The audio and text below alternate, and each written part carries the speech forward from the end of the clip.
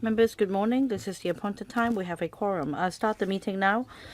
This morning's session will be adjourned at 12:30. For the afternoon session, it will begin at 2:30 p.m. until 5:30 p.m. If necessary, I will extend the meeting by 15 minutes. Let me remind members that if there is any direct or indirect pecuniary interest in relation to items today, please disclose the nature of the interest before you speak in accordance with Rule 83A of the Rules of Procedure. I would also invite members to note the voting requirement where direct pecuniary interest is involved under Rule 84 of the Rules of Procedure. We continue with FCR 2020-2153. This item invites members to approve a new commitment of $133,770,000 for setting up the information technology system required for the implementation of Phase 2 of the Trade Single Window System. The Commerce and Economic Development Bureau consulted the CI panel's views on the 17th of December 2019. The panel spent about 49 minutes on the paper, and the FC also spent about 1 hour 20 minutes on this discussion paper at the last meeting. We have Undersecretary Dr. Bernard Chan and his team with us, and we will continue with members' questions. Mr. Wu Chiwai, 3 minutes. Just a simple question. We asked this question last time. We're at Phase 2, and then we will move on to Phase 3. And Phase 3 involves enterprises with their own systems. They may need to align their systems with this one, and also some enhancement measures. I don't know whether some paper-based practices adopted by SMEs and micro-establishments will also be used. Well, this is akin to our discussion yesterday about the MPF. Despite the goodwill of having e-platform, we do not have a concrete timetable on full implementation of the paperless system, and this may leave a lot of loose ends untied for a long time. I want to know whether the government has given it a thought, whether there is any plan, just like digital free-to-air TV. You can set a deadline and stop the analog signal. And if by the time you still submit forms on paper, then I'm sorry, your application will not be accepted. So I want to know whether a deadline will be set so that these enterprises involved in the submission of documents will have a clear idea about the timetable. If they have difficulties, then like the administration said last time, apart from the subsidy schemes under various funds, there are other measures to help them to make sure that they can perform customs clearance on a paperless basis. Otherwise, with the loose ends untied, your efficiency will be hampered. So on this point, I'd like to know whether the administration is going to draw a line. After completion of Phase 2, when will Phase 3 be introduced, and when will the paperless clearance procedure be implemented in full? Thank you, Chairman, and thank you, Mr. Wu, for the follow-up question.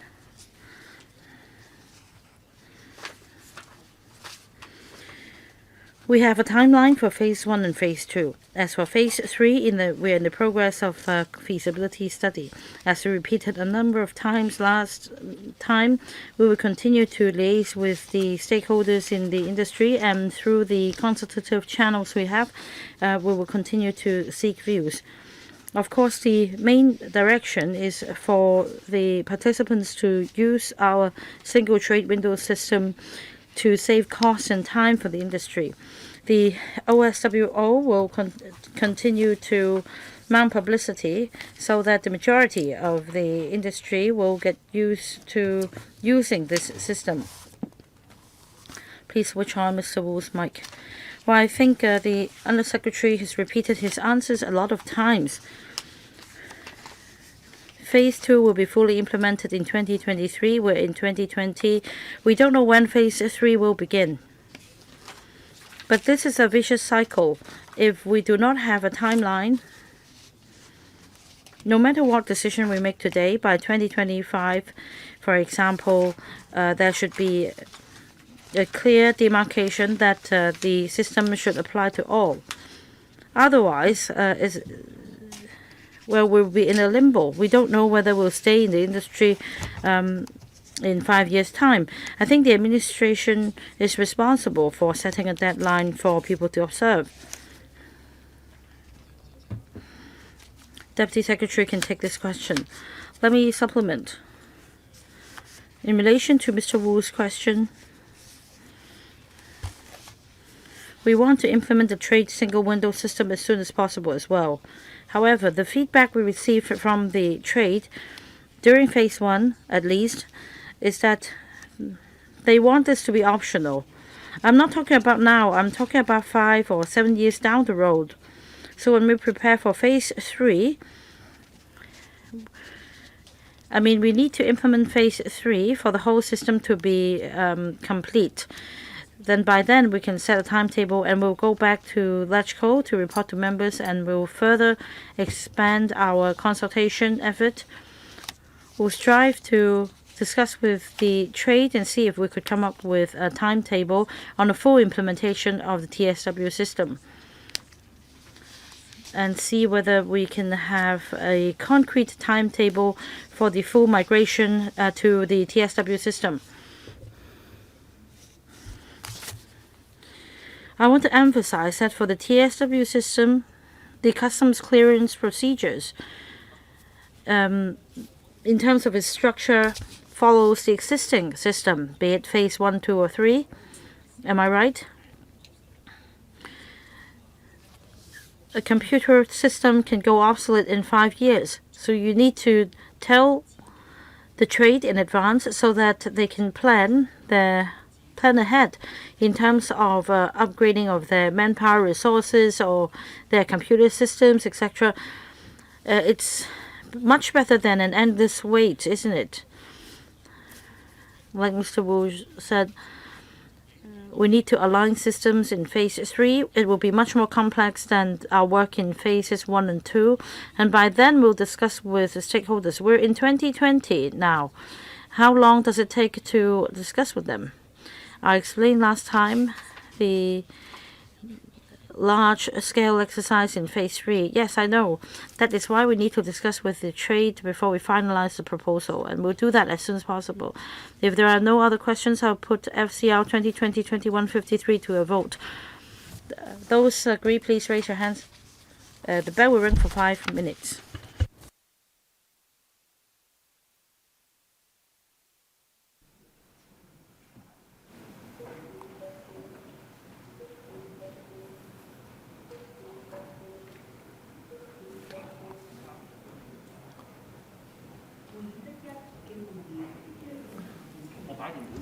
唔係，我處理埋嗰個叫停會嘅先，我驚一陣間我行開。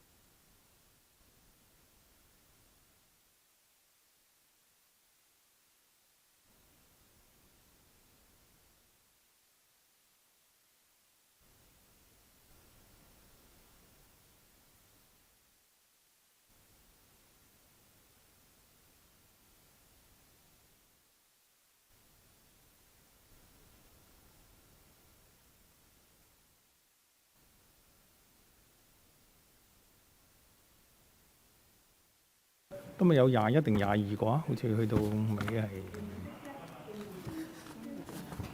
21啊，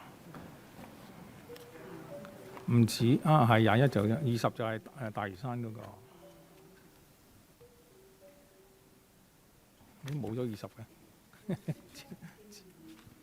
，21、20。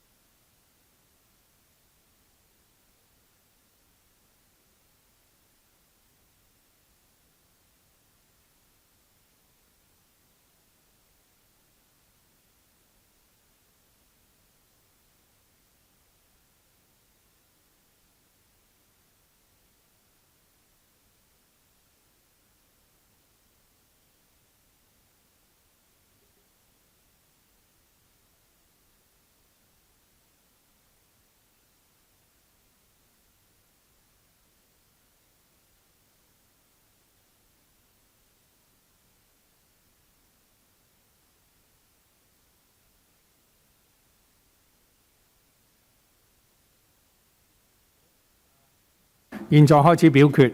Voting begins.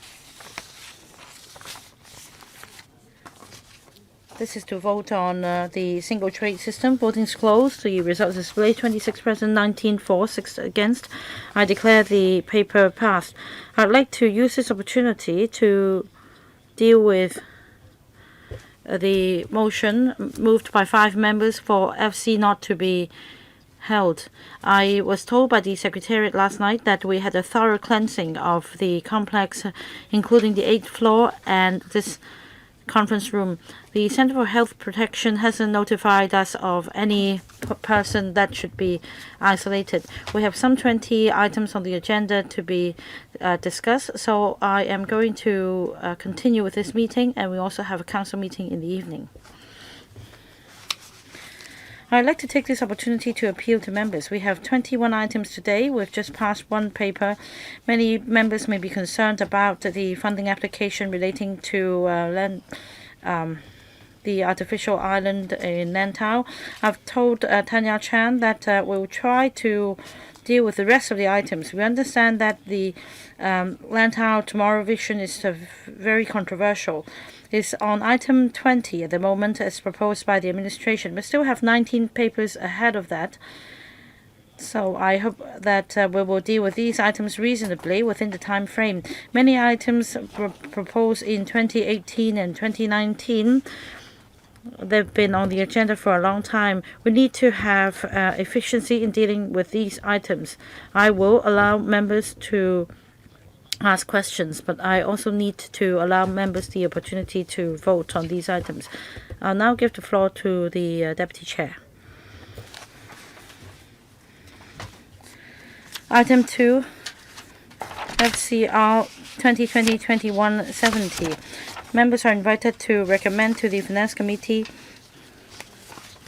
to endorse paper PWSC 2019-2014 and the proposal therein endorsed by the PWSC meeting on the 13th of November 2019, including 24B provision of columbarium, Garden of Remembrance and related works in On Hing Lane, Shek Mun, Sha Tin, totaling $859.5 million, and also 193TB, construction of subway in support of the provision of columbarium and On Hing Lane, Shek Mun, Sha Tin, totaling $227.4 million.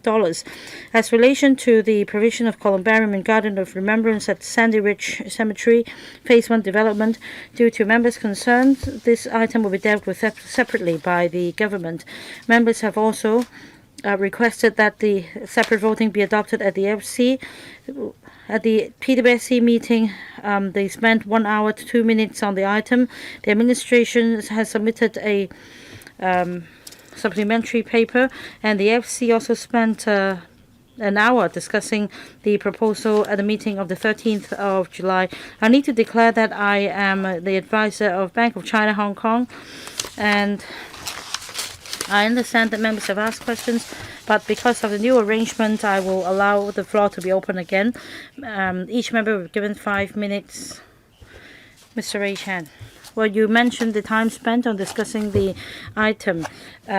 In fact, we put questions to the administration relating to Sandy Ridge. We didn't ask a lot of questions about Shek Mun. In general, we support it, but we have this question about the facility for the keeping of abortuses and scattering of their ashes. The administration has only come up with this new service in recent years. At the panel meeting last week, we had a similar discussion. This paper doesn't mention the number of abortuses to be kept. I hope that the administration can provide this information. I recall at the panel meeting last time, there is only one location providing the facility for the keeping of abortuses, and the utilization rate is 40%. I ask about the demand. I wonder if there is a low demand. The answer is in the negative. Perhaps people are not aware of the service. In the past, the aborted fetuses would be dealt with in the form of medical waste. Now that people understand that there is this service available, I wonder if there is a lack of publicity, and also the procedures tend to be cumbersome, causing the utilization rate to be as low as 40%. I understand that the columbarium provides free service for the keeping of abortuses. After the project at Shek Mun is completed, well, even for the existing facility, it still have a 60% capacity.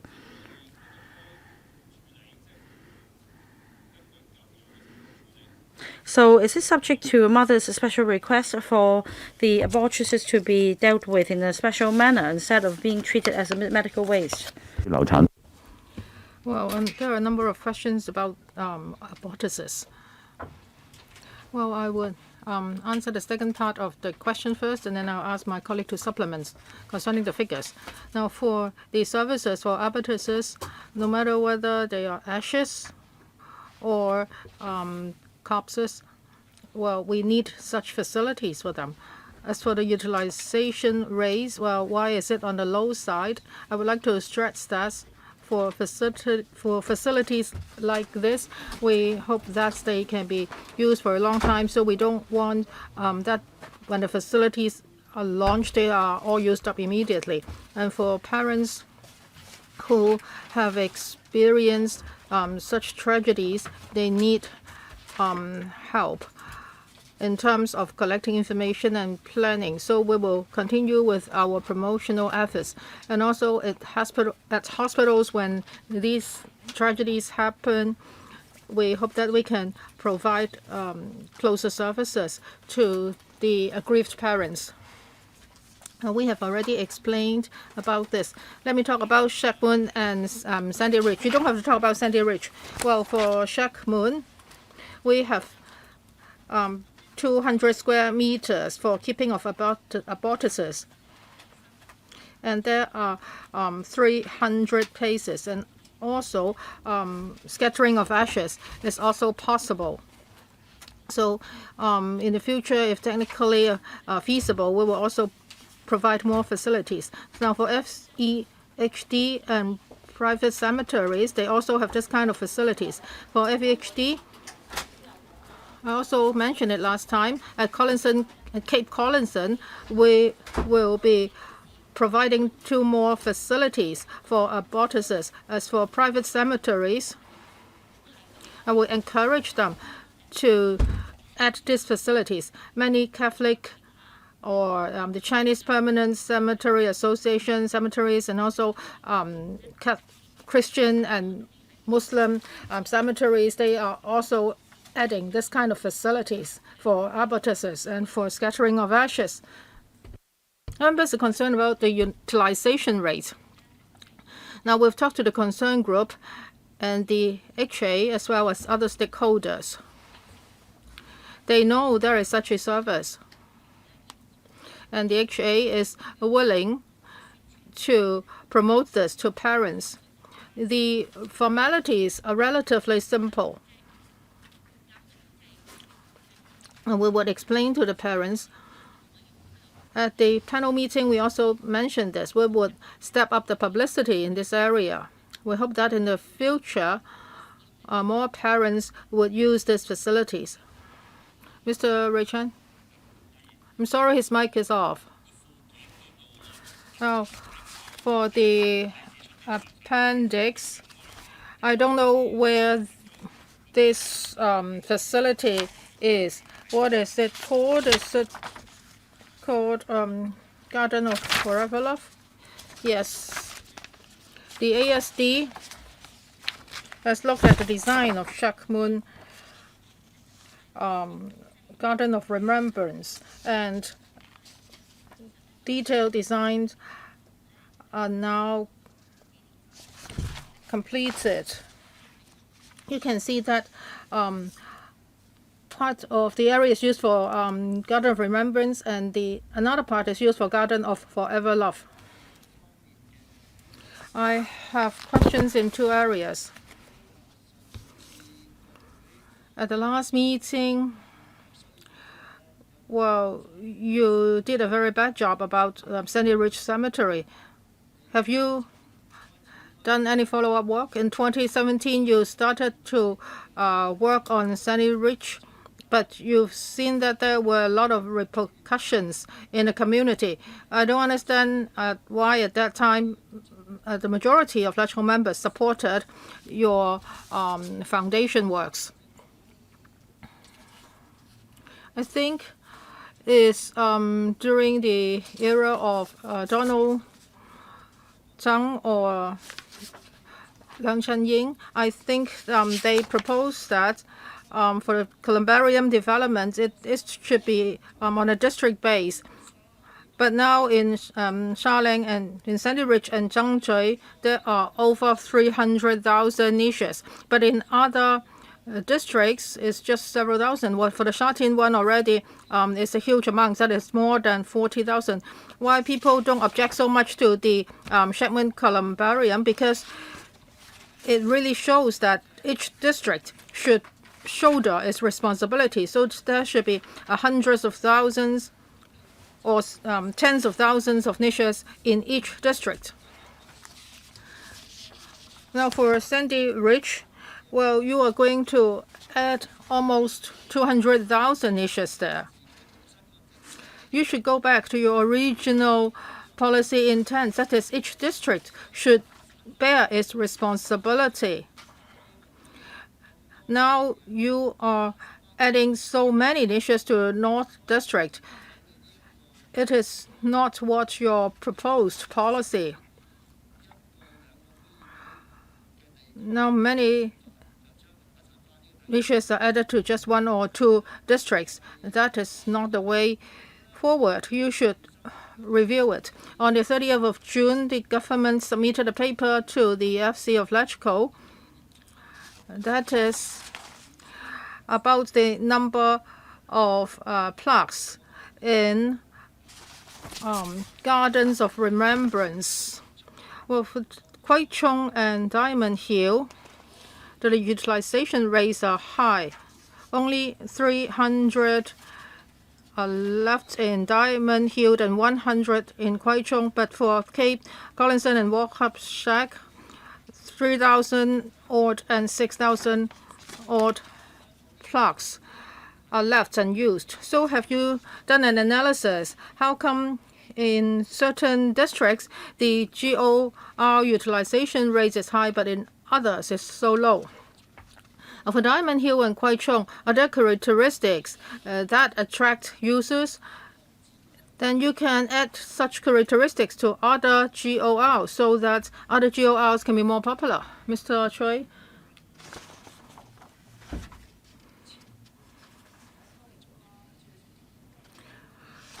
Well, the government has been promoting a district-based columbarium development scheme. The direction has not changed.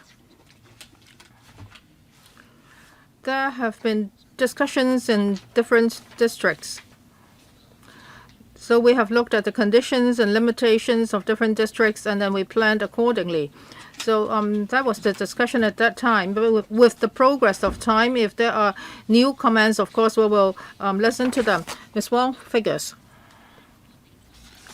As for the district-based policy, we have never changed it.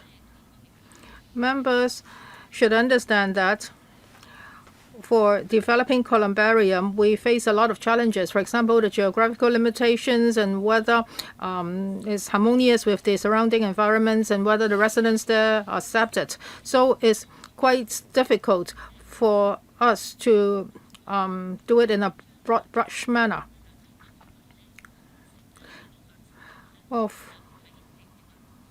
in the Eastern District, Cape Collinson is a big development. There are a lot of niches available. As for GOR and plaque, we have 12 locations As for the number of plaque, we have almost 40,000, and 29,000 have been used. Well, the member is concerned that some GORs are more popular and others are not. Well, for the GORs on islands, because they are remote, so the utilization rate tend to be low. And for Diamond Hill, transport is very convenient, so that's why it has attracted a lot of users. Other than traffic and other ancillary facilities, you also have to know this. For some GORs, they have been developed for a very long time, and there's no plaques or ash places left.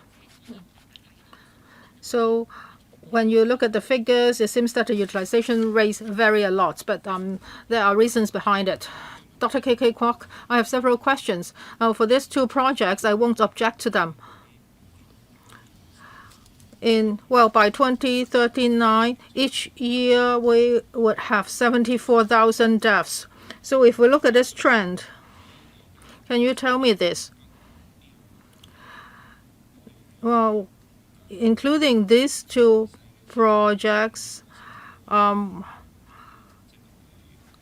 when they are available, how long will the deceased have to wait for their niches? And Hong Kong is really small, but we have many islands.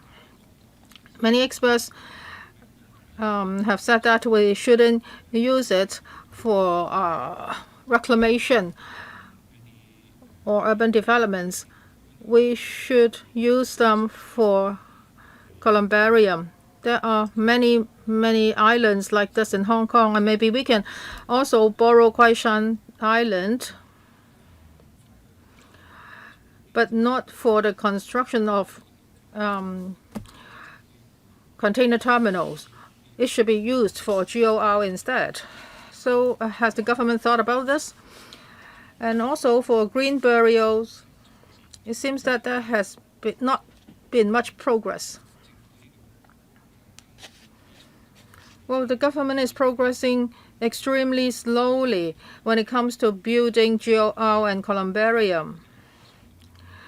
So families of deceased are still very anxious because when their family members die, they don't know where to bury the deceased. Now, they do not want to be ripped off by private columbarium. Yes, I understand that now there is a new regulatory regime, but they have nowhere to put the ashes of their deceased family members. So if you are progressing so slowly, what can they do? The member is concerned about the provision and how long the community members would have to wait. We have been talking to district councils, and we will be able to provide 590,000 niches in the future, and we will continue to fight for the support of different DCs. Now, for niches, people draw a lot to get them. In April 2019, we cut the line, and then we have looked at the present picture. In 2019, we launched 21,232 new niches. And after allocation, if there are still niches left, there will be a second round. And now 880 niches are left, and they would be used for this year's allocation. And this year, we launched 44,950 niches. We have to look at the application situation, and it's likely that all the applicants can get a niche this year. So for this year, the problem is resolved. Yes, for this year, the supply can meet the demand. Next year, we will launch another round of niches.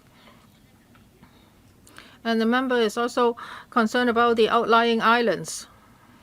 We have thought about them. However, transport is a problem. Well, for the Qingming Festival and Chongyang Festival, people would swarm to such islands to pay respect to their ancestors. So traffic would be a problem.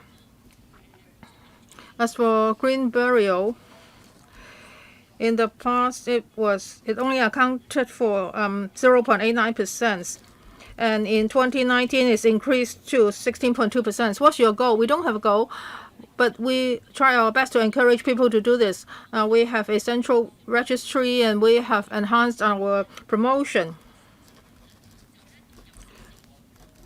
And in the first half of this year, the figure is 14.9%, but we cannot compare this year with other years because of the epidemic. But in half a year's time, we already have more than 14%, so it's quite a good figure. So what do you expect the figure to be by the end of the year? In 2019, it's 16.2%. That's among 7,909 cases. And for the first half this year, 3,767 cases. So I think this year's figure will definitely exceed that of last year. Fernando Chang. For the construction of columbarium and the facilities for green burials, I support it. And I think each district should shoulder its own responsibility. I've heard Eddie Chu and KK Kwok ask questions. What is the whole planning like? I'm talking about different districts and numbers. According to the paper, each year the number of deceased is almost 50,000. And by 2038 is almost 70,000. Now we are spending $400 million, then we can build 40,000 niches. So it's just within 1 year. And what's the plan for the future? I'm talking about public niches and locations for green burials. So how many percent of the deceased can be provided with such facilities? Now, if we are spending several years and hundreds of millions of dollars, still we do not have enough places for them. Well, can we have better design? For example, can couples be buried together, or can a family be buried in the same niche? Then the number of people served can be increased. I'm not too sure about the figures concerning the keeping of abortuses. I don't see it in the paper. And according to my own calculation, up to the end of May this year, for those who made applications for keeping of abortuses is over 300 cases. At Wuhab 171 cases. And for other private facilities, over 200 applications, and in total over 300 applications. So you are going to build a garden of forever love. Would the facilities be able to cope with the demand? Well, for the members' first question, we are adopting a three-pronged approach. Now, we have private columbarium. We have public columbarium. We regulate private columbarium, and we are promoting green burials. Well, members, I'm sorry. I want to know about your plan. You have this three-pronged approach. So, what's the share among them? You have a goal, right? I don't see what your policy intent is. For public niches, we have 24 districts, and there will be new facilities in 24 districts, and in total provision of 900,000 niches. As for private columbarium, they have a licensing office. So it depends on how many licenses will be issued by that office. As for the promotion of green burials,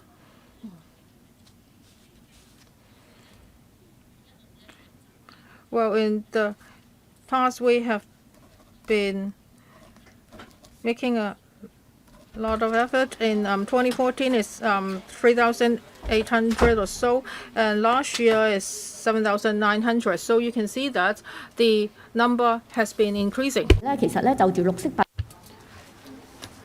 We have been promoting green burial. For example, we have the central system and build some new gardens of remembrance. Well, I'm sorry to interrupt. Well, yes, we're going to provide more. Ms. Wong, I do not have enough time. You said you're going to take a three-pronged approach. It's just a simple calculation. So every year there are around 7,000 deaths. Do we have enough supply through public niches, private niches, burial grounds, and green burial? In 10 years, what would the ratio be? How many deceased people can we serve through public niches? Ms. Wong,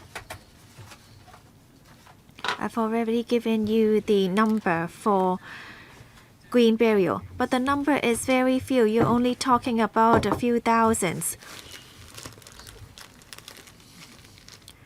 Well, there has been some increase in recent months. We have try to look at the number in the upcoming years. Every year, there are around 40,000 to 50,000 deaths, and you can see that we are trying to come up with more supply each year.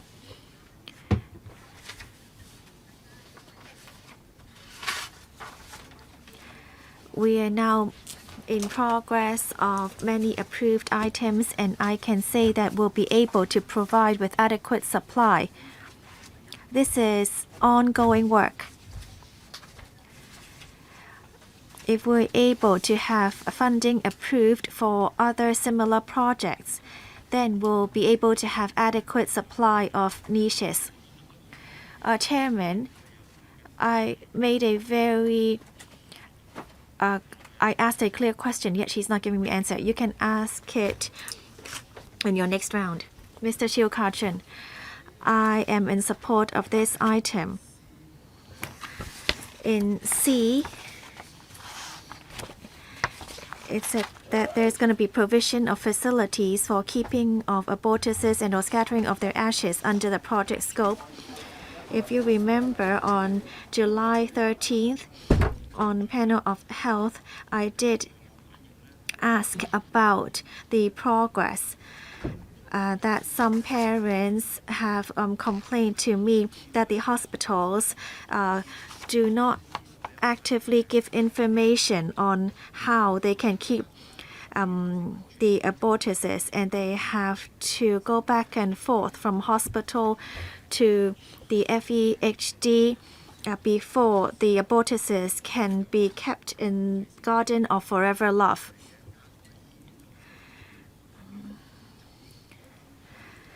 Also, parents have been very harassed trying to go back and forth, figuring out where they could keep their abortuses. Let's say this item progresses according to standard, and so this project will be completed in 2023. So would you be able to alleviate this issue of parents having to go back and forth trying to find answers.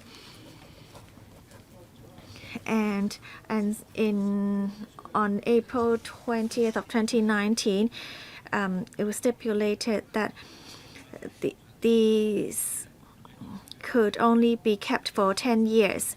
So are you going to make changes in the future, or do you need to renew it for every 10 years? And would the scattering of their ashes be in the garden of remembrance after the 10 years? So this is a very simple question. Can you please try to give me an answer? Who will take this question? Thank you, Chairman. I would answer about the part from hospital authority. The government is committed in providing support to facilities for keeping of abortuses, especially for those under 24 weeks. Some people are not clear about the progress, and our staff may not have answers for parents because they do not have the information. We are going to work with the HA staff and provide them with more information, in particular to provide support to parents who have seen abortuses under 24 weeks. Oh, thank you, Chairman. This item is now up at FC, and it's already the second quarter. If we are able to have our funding approved in the second quarter of 2024, we'll be able to complete with an item. And actually, for the pedestrian tunnel, it will be completed in third quarter of 2023. Members are concerned with the facilities for keeping of abortuses. We understand your concern. We are going to work very hard with the HA to streamline the process and to convenient users. Currently, once the papers and documents are in place, then it will only take 3 working days before the application can be approved. A member also asked about the renewal of a Columbaria lease. For the abortuses, actually, we're talking about very small number. And it's actually very green to have their ashes scattered. So there's actually no such renewal for the facilities for keeping of abortuses. Well, Mr. Xu is asking actually when you are going to handle these applications and the facilities. Well, once the provisions are completed, then we'll be able to take applications. Our parents only apply when in need.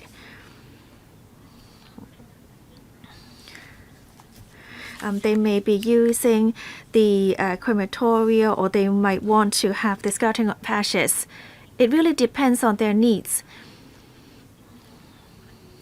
We do not take pre-applications. People only apply when there is such a need. Mr. Holden Chow. Thank you, Chairman.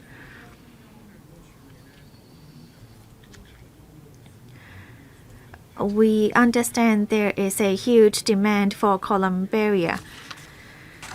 I'm also going to touch on the transportation issue. But before I do that, I would like to talk about the Tuen Mun area. There is also a Columbaria in Tuen Mun, and looking at past records, we see that in Tuen Mun,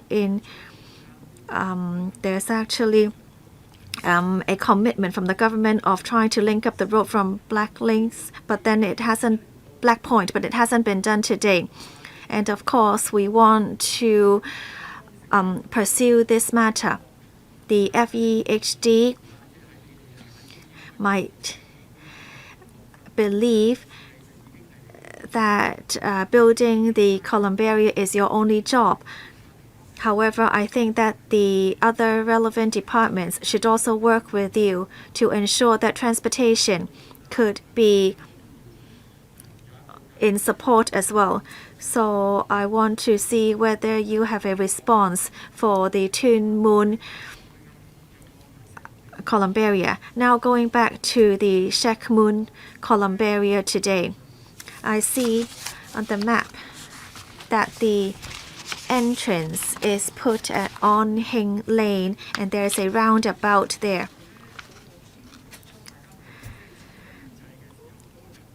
During Qingming and Chongyang Festival, there are really many people going to the columbaria. Well, I see this main entrance right now on the map.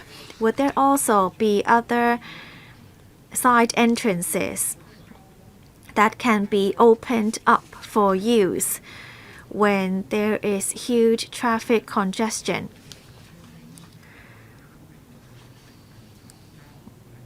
I would like to see whether there is such a preparation because I do not see any other entrances other than the one at On Hing Lei. This is a transport issue. All right, so there are two questions, one about Tuen Mun and the other on transportation in Shek Mun. Ms. Wong, please.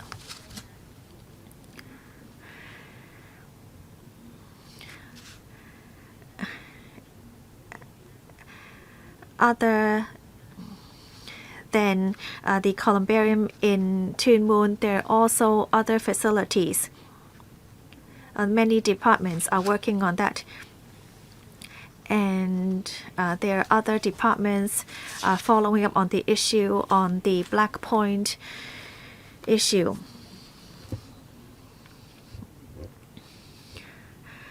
Yes, there has been discussion on expanding the roads in Black Point. All the departments are in communication and they're working together, and there will be an update on progress at an appropriate time. In response to your second question, I believe you're talking about the map in Appendix 1 and 2. On Hing Lane has the main entrance, and when there are people doing Qingming and Chongyang festivals, we are talking about the construction of a subway, and so it's 8 meters times 7 meters. One is 480 meters, the other is 500 meters, and so it will be able to help drive pedestrian traffic. And we believe that this would be able to support high flow traffic during the two main festivals. Mr. Wu Chi-wai. Thank you, Chairman. I have a few questions. Under the new policy, one niche will be able to provide for other family members as well. I do not understand how big the size of the niches are. I remember traditionally there's a family niche for about 4 people in a family, but for smaller ones for 1 to 2 people. Under this new policy, I'm not sure whether you're talking about family niches or 1 to 2 niches or these 40,000 new niches. I hope that the standard is actually a family niche. This can encourage people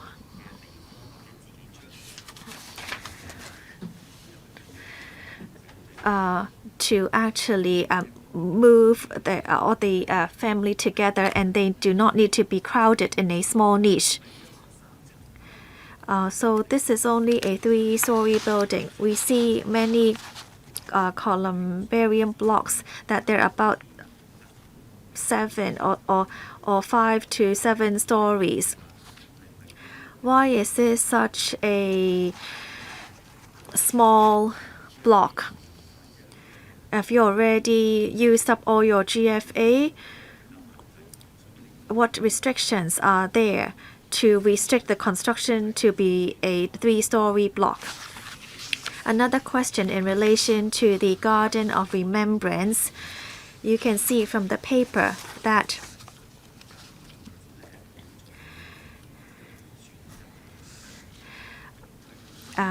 convenience of transportation is a big priority for many people.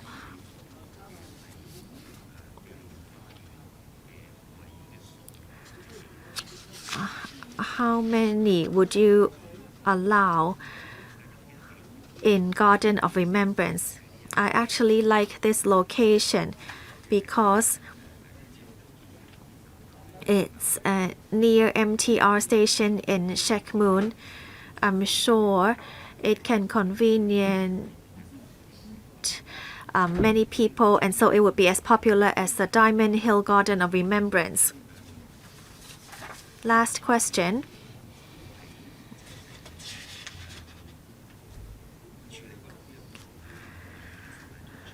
I'm not sure whether the Garden of Remembrance has become a new trend.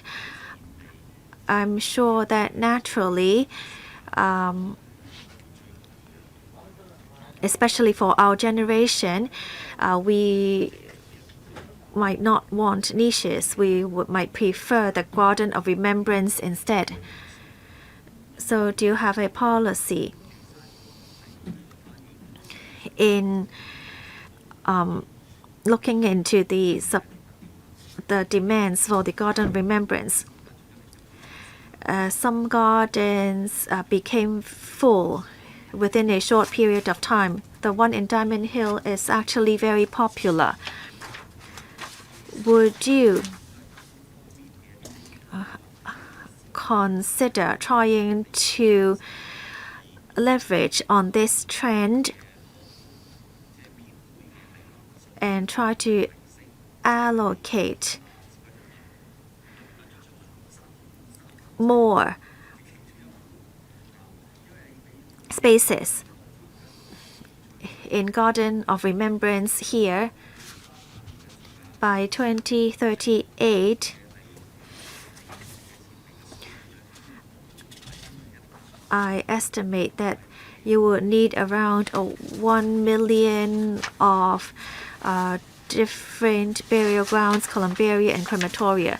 So how are you going to respond to future needs of different provisions?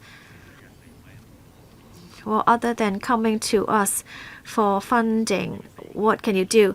Well, Mr. Wu, your questions are very clear, but you have asked 4 questions. Can you leave some time for the administration to respond? Yes, in Shek Mun, there are around 40,000 niches. The 2-person niche takes up 99%, so that's 39,000, and then the remaining one is the remaining number is 400. In 2021, we actually take as many applications as possible. We hope we'll be able to expand and take in as many applications as we could. To explain why we're only building a 3-story columbarium block, well, after discussion with the district councils, we understand this is actually an area with many schools. We hope not to block the view and the landscape. By building a 3-story block and with all these trees around it, people will not notice it very well. So this is why we came up with this design. Third question on the Garden of Remembrance. We want transportation to be convenient. It's around 500 meters from the Shek Mun MTR station, so it's within a 15-minute walk. We are able to put 2,000 plaques in Shek Mun right now. In future, when it is completed, we will look at the usage and see also whether we can put more in the Garden of Remembrance. Green burial is also a very important policy to us, and we have tried to promote it in recent months, and the number of people inquiring about green burial has increased. I understand that Diamond Hill is very popular, and we would consider this. There is also sea burial as well, and this is also in line with our green burial policy. Next, Mr. Adeju, second round, 4 minutes. Thank you, Chairman. I have 2 questions. First, about the Garden of Remembrance, GOR. I'm reading the reply from the administration. It seems that there is something called the electronic kiosks for paying tribute to the deceased. It's a container-like facility. I wonder if this will be used by anyone at all. This is not the practice of grave sweeping here. You need to press buttons for the photo of the deceased to show up for you to line up and pay tribute. I wonder if it works at all. Say, for the GOR in Kwai Chung, can you give us figures? There are 3,118 plaques installed in Kwai Chung. Have you kept statistics about the usage of the tribute facilities in Kwai Chung? And I'm a strong supporter of green burial. If we're talking about all of the 18 districts shouldering this burden, then this should be the case even for the densely populated districts. Say in Shek Mun and Zhangzhou, you have columbaria for the interment of ashes. We get that, but in other districts we still have different parks. The concept that you use at the moment is that the plaques in GORs must be attached to the columbarium facilities in the district, instead of a standalone garden. I know the administration will say that this is not gaining acceptance yet, but we need the government to make a breakthrough. If you can just construct a GOR for the scattering of ashes of the deceased at sea, so that you don't need to inter ashes there, you can just have plaques, and then you can consider whether to include photos as well. This may be more acceptable by the community. You can give it a try. Just have a Garden of Remembrance, stand alone and separate from the columbarium, because you should have public open space in every district, and I think that a GOR can be provided there. 2 questions. Director, Ms. Wong. Thank you, Chairman. The first question is about the electronic kiosks to pay tribute to the deceased. We have a trial in Kwai Chung. We have 4 of them, apart from the new columbaria. The usage rate, I would say, is satisfactory. What do you mean by satisfactory? We may have different standards. Right. About paying tribute on the internet,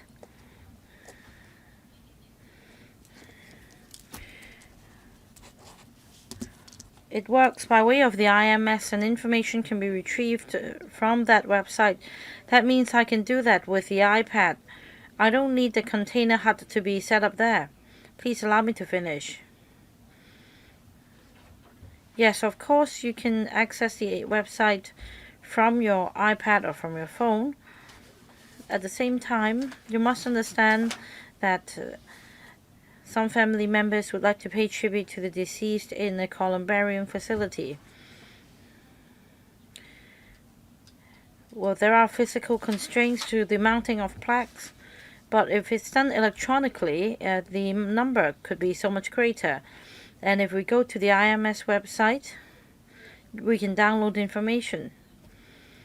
In 2020,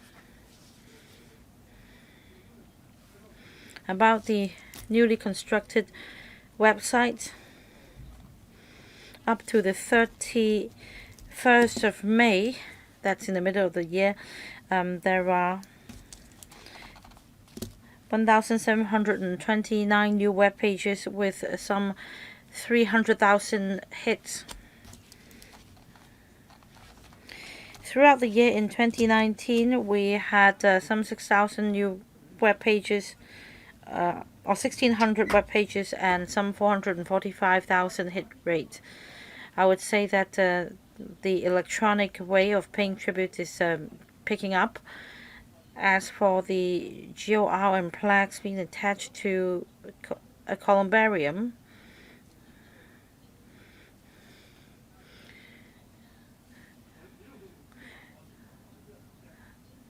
say, at the moment there is a constraint because we have a limited number of columbaria, just 24 in these districts. Is it possible to construct a GOR separate from the columbaria? Well, we did explore this option quite actively. In the past, we conducted studies and will continue to explore this option. Should there be any progress, we'll brief members on the progress. We started discussing this item at 9:18. We have 8 PWSC items. So every hour I will review the progress and draw a line. Well, I am going to draw a line after Professor Lee has asked his question. First round. Thank you, Chairman. About this project in Shak Mun, well, I did not attend the PWSC meeting, but I must say that I don't support the keeping of abortuses. Let me give you some background information. A few years ago, because of a legislative issue, some mothers could not retrieve the abortuses. It's opposed to their beloved. We now have private facilities for the keeping of abortuses. I remember you have just 200, 300 such niches for abortuses. Now the PWSC has endorsed the paper and you're seeking funding approval. As a symbolic gesture, you are admitting that by providing 200, 300 such niches, there is a demand for the keeping of abortuses. Of course, we don't want to see a surge in the number of abortuses. That may mean problems arising from pregnancy. But first of all, are you going to expand the facilities in different districts to provide more niches so that in the event of such misfortune, you can at least have the capacity to deal with the ashes? You should not allow the private market to shoulder the burden alone, because by providing hardware, it's really a good token. So, Under Secretary, are you going to give an undertaking that this is just a start, and will you undertake to further expand the facilities to reassure mothers and their family members if necessary? Under Secretary, thank you, Chairman.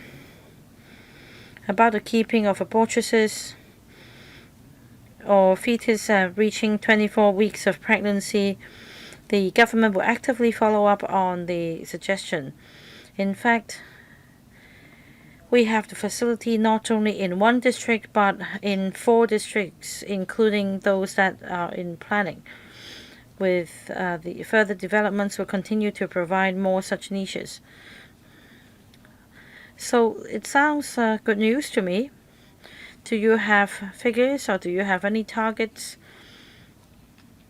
Because on this occasion we're talking about Shak Mun.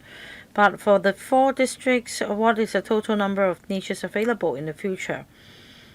Well, maybe private columbarium are not happy with your effort. You are competing with them. But will the government give this undertaking on the number of niches to be provided with policy support? Say in the coming 3 years, how many more niches will be provided? Ms. Wong, Director. Responding to the member's question, at the panel meeting we discussed the same issue. The FEHD of the government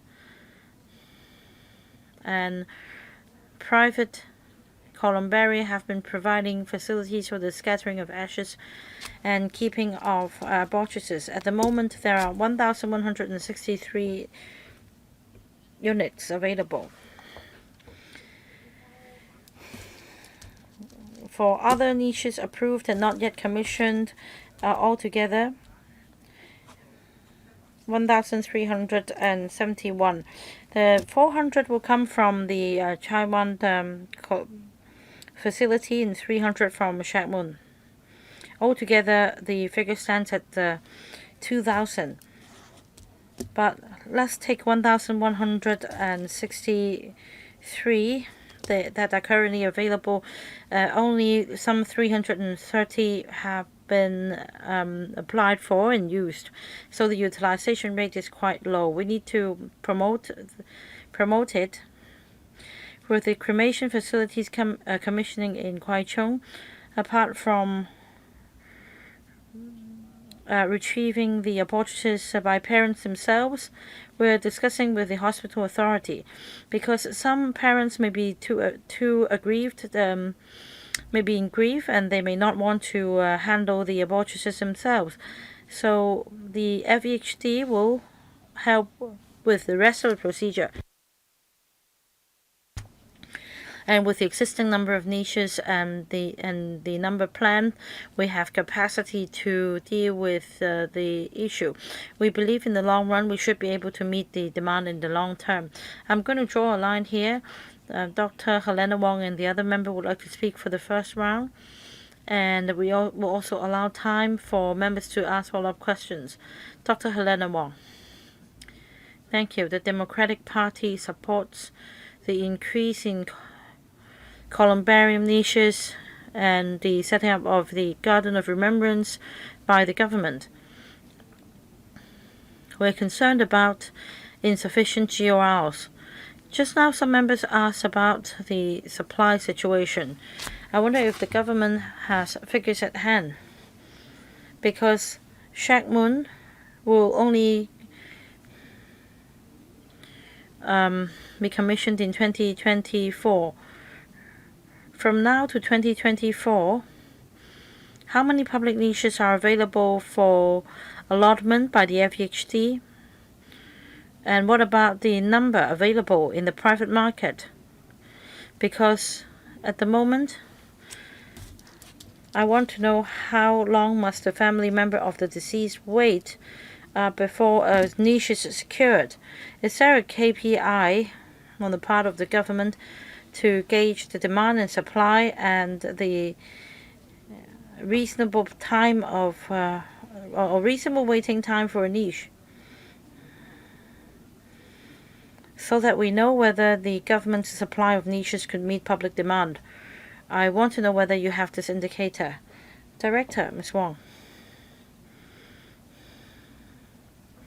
Thank you, Chairman. For we draw lots on allotment of new niches. We have some 44,000 niches rolling out this year, and as per the applications received before the deadline, we should be able to meet the demand, and the next batch of niches will be rolled out soon. To answer members' 2 questions, you mentioned 2024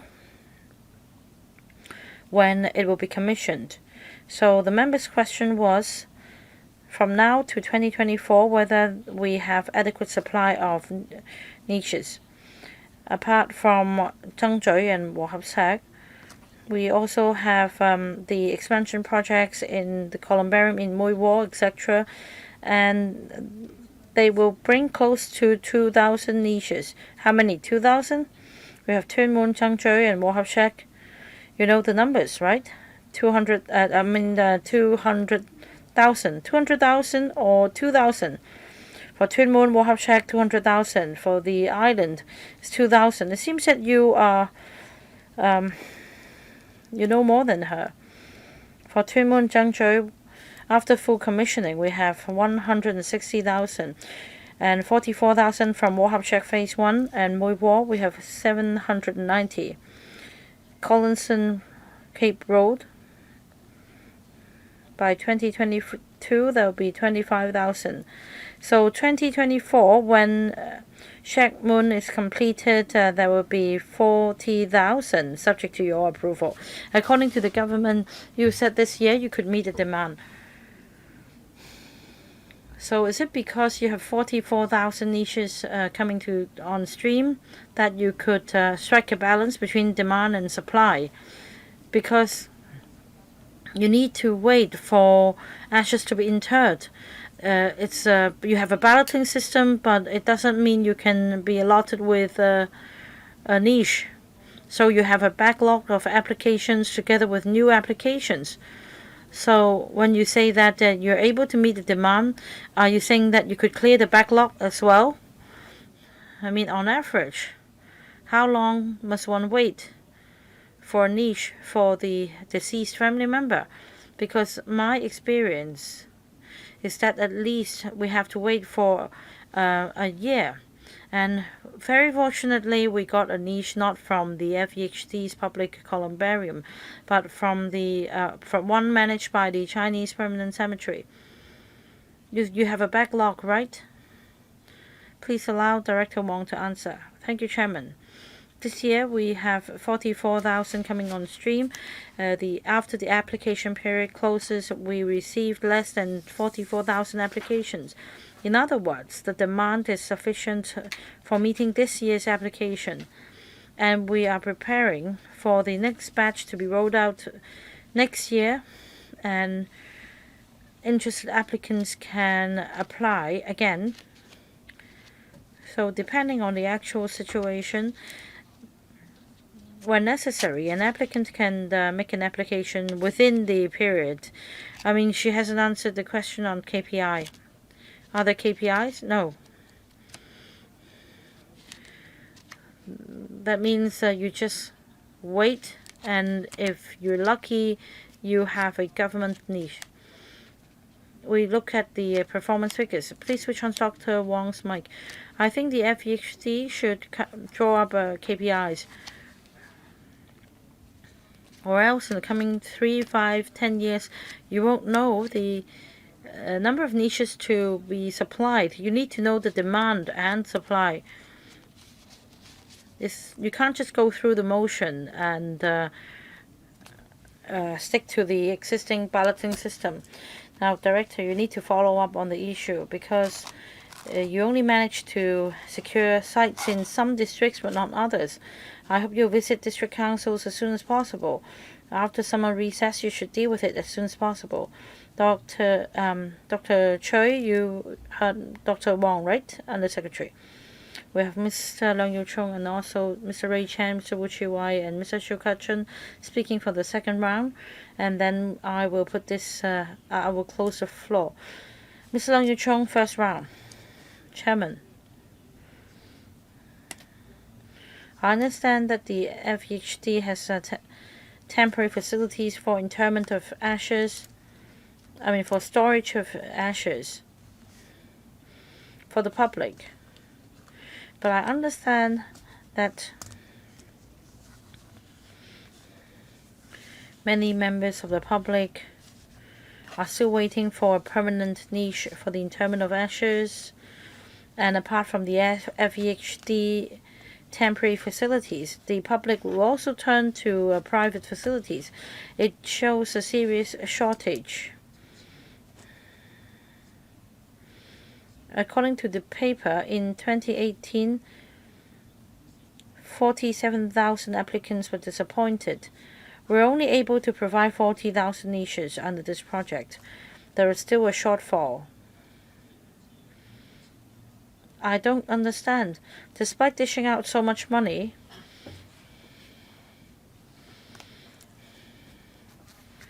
and this site has an area of 24,000 square meters.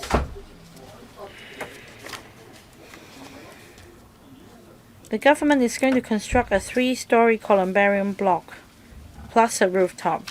I don't know why the government cannot have more stories, because if you have lifts and staircases, definitely you can build a taller block so as to maximize the use of the site and provide more niches for the public.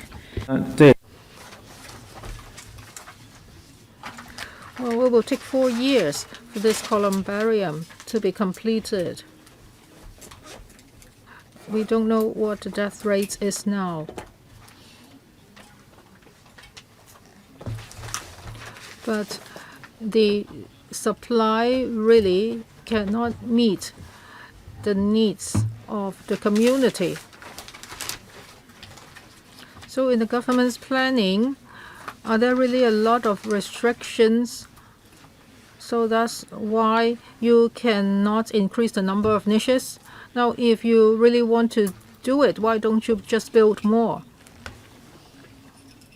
I have visited 1 or 2 GORs. I think they are all relatively small. If there are more visitors, it tends to be very crowded. So for the GOR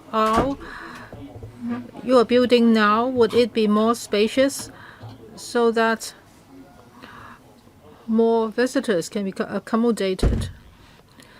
These are questions about design. Ms. Wong? 3 questions. First,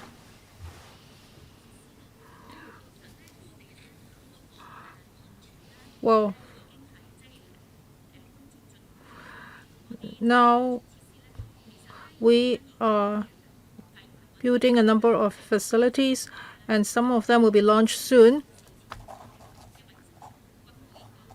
And we will be providing 64,120 niches, and about 10,000 of them for ashes, 54,000 of them for urns. If we look at Kwai Chung and Wahab Shak, the utilization rate is like this. For Kwai Chung, we have 1,412 niches that have been used. It only accounts for 14%. As Wahab Shak, 3,296 niches, utilization rate 65.4%. So the supply can meet the demand. We have plans, but we are following up on them, and we do not have a concrete timetable yet. The member mentioned the 3-story columbarium block in Shek Mun. Why don't we build more stories?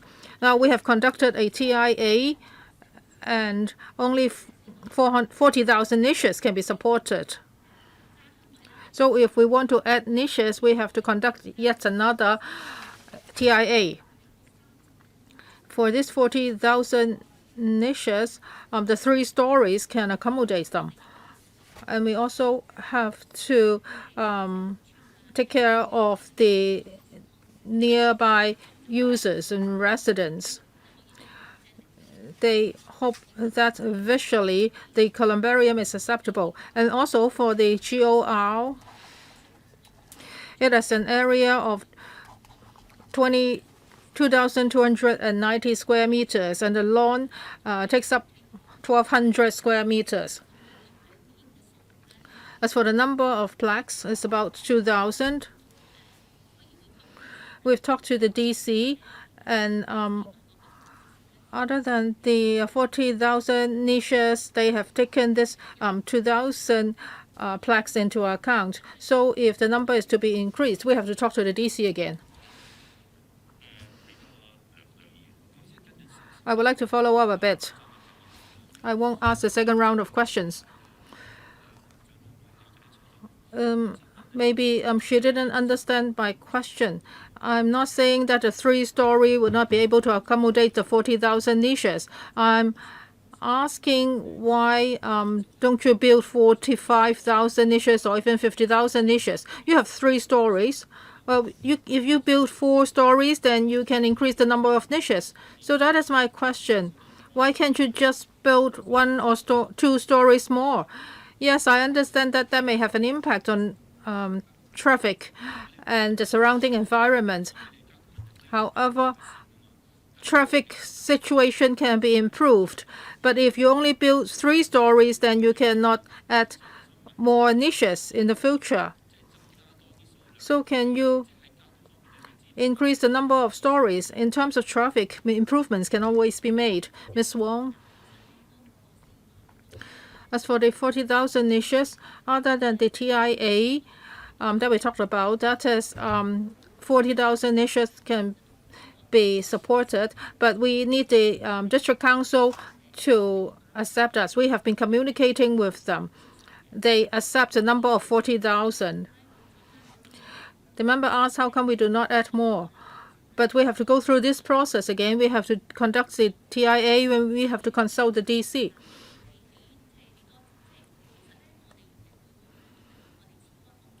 Well, we have always adopted an open attitude. Now, should we add 1 more story, or would there be extra space on the slope in the back? If we have the support of the DC and if the TIA is okay, then we can explore different options. In the future, we can do more, but at this moment, we adopt an open attitude. Mr. Ray Chen? I would like to follow up on green burials. We've been doing this for many years. When Sylvia Chen was the undersecretary, I have talked to her a lot about this. I have looked at the burial and funeral services of Japan. Now, for GOR, LG asked if GOR can be separated from columbaria in the future. I think this is a good thinking. Now, for example, in Victoria Park, if a lot is assigned as GOR, there will be a lot of visitors. So maybe this can be an option. Now, for the 2,000 plaques, what's the size of the plaque? Is there a standard? Is it the same in every GOR? And on the plaque, what information of the deceased is inscribed? Can a photo be put there? And also for this plaque walls, do they have shelters? Of course, for the GOR is not under a big shelter, but for the designated walls, can there be shelters so that visitors can be convenienced? And for electronic kiosks, in the paper, you have shown us 2 pink areas, and they are called electronic kiosks. So they are kiosks. There are computers in a kiosk, and then you can search for the location of the plaque on it. So on the plaque, or near the plaque, there's no place for you to offer paper offerings or flowers or water. In Japan, they would have a very nice place for you to pay tribute to your ancestors. You can bring your own photo, and then you can gather there. In the future, maybe this is a possible option for you. Ms. Wong? First of all, with regard to the plaque, some time ago, we have written to members concerning this. It's 55 mm times 150 mm. That's the size, and photos can be affixed to it.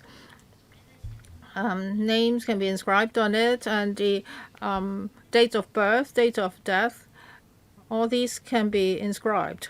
And secondly, about the electronic screens. Well, they are different at different locations. For example, the one in Sandy Ridge, for the designated wall, there is a shelter. What are you talking about? The electronic kiosk? A kiosk? Well, it's a screen. In the GOR, it's like a wall, and then there's a screen on the wall, and then you can press the buttons to retrieve the information you want. You cannot burn JAWS in front of it. For Kwai Chung GOR, there are 4 e-kiosks. You cannot burn JAWS papers there, but there are other areas where you can burn JAWS papers. Mr. Wu Chiwai? Well, there will be a GOR at Shak Mun, and for the number of plaques, it's surprisingly small. I'm not going to argue with you about the number of niches. Well, according to the paper, you will build a GOR, and there will be some greening works, and it's $163 million. So for each plaque, it costs $81,500. That's per unit. As for the columbarium per unit cost, this is 8 times that figure. So I would like to ask you this question. I can imagine that it can be so expensive. Well, you have made an extension to the Diamond Hill columbarium, and the GOR was built at Diamond Hill. Well, you built 5,000 plus plaques at the GOR and Diamond Hill, and in total it's 7,000, and it's not as expensive as $81,500 per unit. So I would like to ask you, why is it so expensive? Is it very luxurious? And secondly, for the pedestrian subway, well, that is, it will lead from Heng On Lei to the columbarium is a ramp, right? There's no staircase and there's no escalators. I would like to confirm this point. And thirdly, I understand this. Well, of course, we want to see a peaceful resting place for the deceased. So I would understand that after the columbarium is commissioned, there won't be other construction works to extend the place. However, in terms of the design, can you build in some elements? That is, in the future, if there's a possibility, if there's a need, then there can be extension. For example, within the columbarium, there is a green rooftop. So what's the loading of the rooftop? If you've done enough preparation, then one day, with the consent of the DC, the rooftop can be turned into a GOR. And then we do not have to disturb the deceased.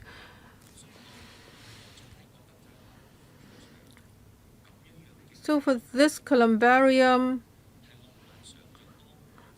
I am not too happy with the planning. Now, for where I live, I can see the Diamond Hill columbarium, and it's my home is closer to this Diamond Hill columbarium than the people living in Shak Mun. So if people agree one day that maybe this columbarium can be extended, well, you've made yourself clear. Please give Ms. Wong some time to answer your questions. Later on, I'll ask ASD to tell you about the cost effectiveness and the relevant figures. Well, for the 2,000 plaques, now you have to know that we've talked to the DC and we told them there would be 40,000 niches and 2,000 plaques. They know that these will attract a certain number of visitors, so we have agreed on such figures. And if there are changes in the future, we have to consult the DC again. And that's another question that, yes, what you said is true. It's a ramp, it's a slope. People don't have to climb staircases. And thirdly, the member asked about future extension. That is with the consent of the DC, and if conditions allow, then can we extend the columbarium in the future? Well, we don't need to add a story. Now we will have a green rooftop for the residents and the students nearby. When they look at this place, they can see a green rooftop. Well, we haven't looked at other options yet, but we have thought about this. That is, well, behind this place you can see slopes. So can we build something there that's even less visible? But we haven't calculated the cost yet. There are different options. So we don't necessarily have to build one more story. So we won't build a stronger piles at the moment because we don't know whether a fourth story will be added. Let me explain about the $160 million. It covers the whole area of 24,000 square meters. Other than the GOR, on Hing Lei, the roundabout would have to be modified. And also it covers greening works, paving materials, etc. The GOR only accounts for 2,300 square meters and a small amount of the construction fee. Mr. Wu, you have overrun by more than 2 minutes. You cannot ask questions anymore. If you have more questions, can you do it in writing? I'm sorry, Mr. Wu's mic is off. Can you supplement the relevant information to Mr. Wu, please? Mr. Xiu Ka-chun. Thank you, Chairman. I have 2 questions, and they are direct and simple questions. First, about the queuing time. Members have asked. This is the last chance for me to ask this question again. Well, for public columbarium waiting time is from 1 to 4 years. I had a family member who had been waiting. So is it possible to reduce the waiting time to 0? Well, when you talk about waiting time, of course, we are all reminded of homes for the elderly and for the handicapped. So can you give us a good news? That is, will the waiting time be reduced to 0? Another question is about planning. Now, each year we have about 45,000 people who would die. And for this project, it will be completed by 2023. I understand that not all families would put the deceased ashes in public columbaria, but each year the number of deaths is 45,000.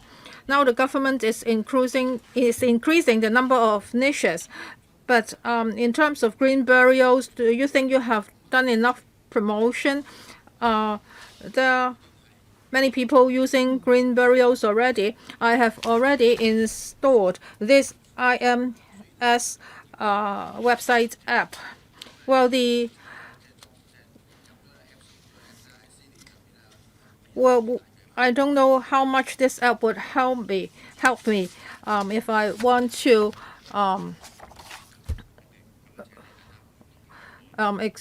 pay tribute to my father. Miss Wong? Well, for the waiting time, for our new ashes, we would draw lots to allocate them. And in each year's budget, we would answer budget questions. And for the time you mentioned just now is about the reuse of niches. In April 2019, it was already a deadline, so the queue will be cleared soon. Let me talk about new niches now. Last year, we have come up with a supply of 20,000, and this year 40,000 new niches.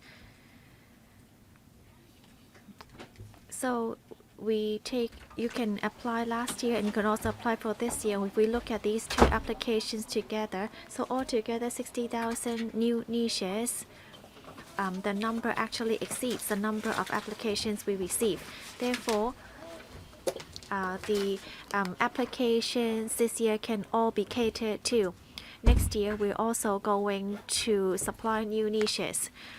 And in response to the green burial question, I'd like to thank a member for using the memorial.gov.hk website. Well, we have been trying to promote green burial, such as coming up with a central registration system. And I've also mentioned earlier that in the first half of this year, we have 14.5% usage of green burial.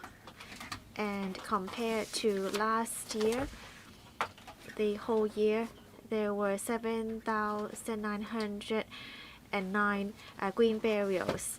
So if we continue with such progress, I'm sure that the percentage will continue to rise. If there are no further questions, I now put this item to vote. Do we need to claim a division? Well, yes. 5 minutes, please. 未夠。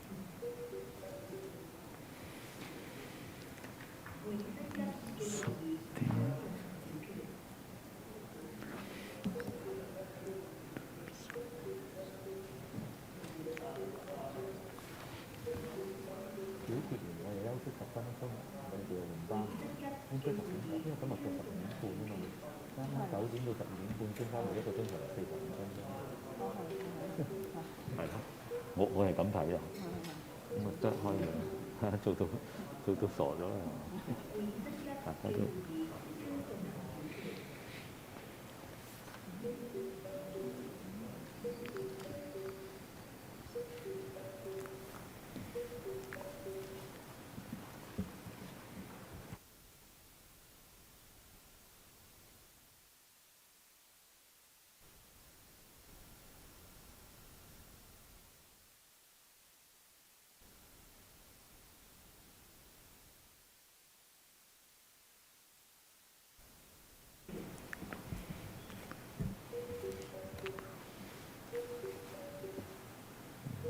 3、4、5、6、7、8、9、10、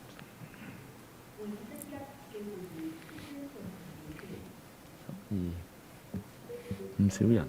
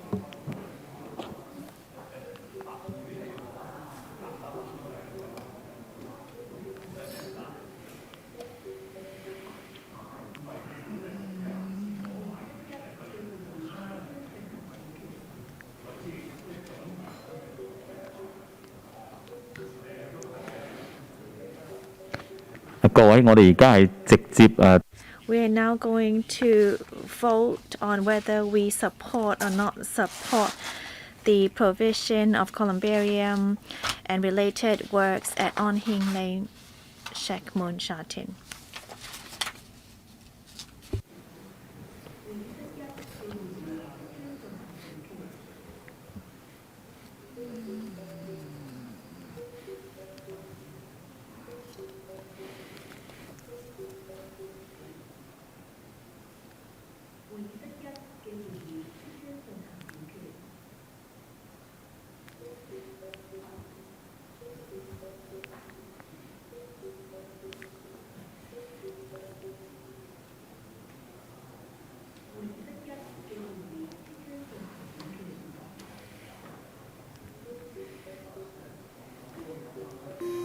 好，請大家表決。Please proceed to vote.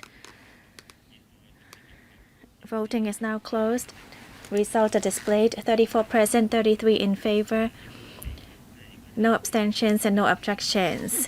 So this is unanimously approved. We now take a 10-minute break and then we'll move on to the next item.